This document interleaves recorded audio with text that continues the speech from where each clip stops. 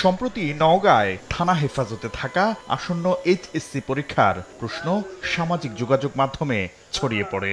এরপর থেকেই পাবলিক পরীক্ষার প্রশ্ন ও আনুষঙ্গিক সরঞ্জামাদির নিরাপত্তা নিয়ে শুরু হয় আলোচনা সমালোচনা। এর আগেও 2022 সালে কুড়িগ্রামে এসএসসি পরীক্ষা চলাকালে সংশ্লিষ্ট দিনের প্রশ্নের পাশাপাশি পরবর্তী পরীক্ষার প্রশ্নও লকার থেকে বের করার ঘটনা ঘটেছে।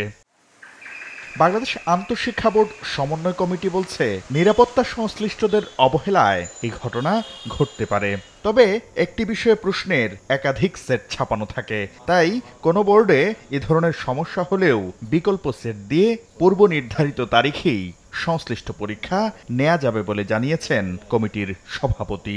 এটি কিভাবে হলো, কেন হলো, ওখানে আসলে ডিটেলসটা কি, এটা আমরা তদন্ত রিপোর্ট আসলে জানতে পারবো। আমাদের কাছে একাধিক সেট অলরেডি আছে, আমরা সেখান দিয়ে সেইগুলো দিয়ে আমরা পরীক্ষা চালাতে পারবো। পরীক্ষা চালাতে কোনো জটিলতা সৃষ্টি হবে। কি কারণে ঘটছে এমন ঘটনা, সে প্রশ্নের উত্তরে শিক্ষা বিশ্লেষকরা বলছেন, লাখ লাখ পরীক্ষার্থীর সঙ্গে সম্পৃক্ত পাবলিক পরীক্ষা নিয়ে উদাসীনতাই এর পেছনে দায়ী। এছাড়া এই সংক্রান্ত অপরাধে জড়িতদের উল্লেখযোগ্য কোনো শাস্তি না হওয়ায় বারবার এসব ঘটনা ঘটছে। মনোযোগের অভাব এবং গুরুত্বহীনতা, শিক্ষাখাতকে অবহেলা, এর ফলে এগুলো হচ্ছে। প্রায়োরিটি না দেওয়া পর্যন্ত, গুরুত্ব না দেওয়া পর্যন্ত এগুলো এমনই থাকবে। আর বর্তমান পরিস্থিতিতে সামনের পরীক্ষাগুলোতেও এমন ঝুঁকি থাকতে পারে।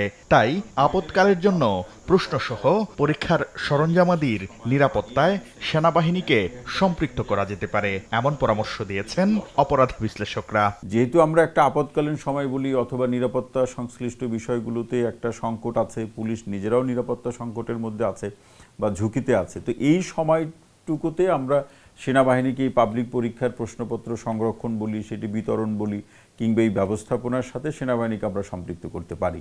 আগামী বৃহস্পতিবার থেকে শুরু হচ্ছে চলতি বছরের এইচএসসি ও সমমানের পরীক্ষা। শাকির আহমেদ, সময় সংবাদ, ঢাকা।